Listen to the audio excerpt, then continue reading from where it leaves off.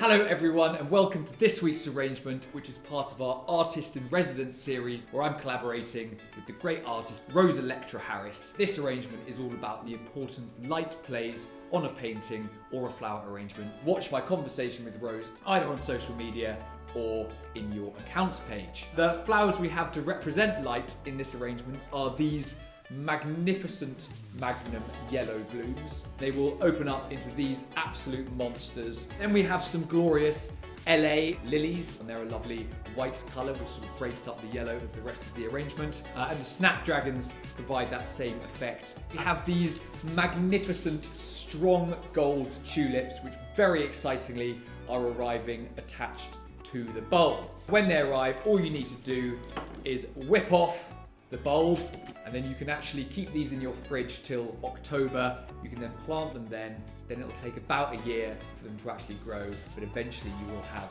your own tulip. Then we have this, for the only time this year, beautiful forsythia. And it may not look beautiful to start with, but it ends up looking much more like this. Again, for the first time this year, some magnificent Eucalyptus Victoria. Quite a difficult eucalyptus to use, but it works really well with the jaggedy nature of the forsythia. Always remember your flower care. You've got to snip an inch off the end of all your stems. You've got to use room temperature water, fill your vase about a third full, and use your flower food. Now you've looked after your flowers, it's time to put them together. We're going to start with our majestic blooms evenly around the edge of the vase, creating a lovely triangle. And then we're going to face our lilies opposite each other.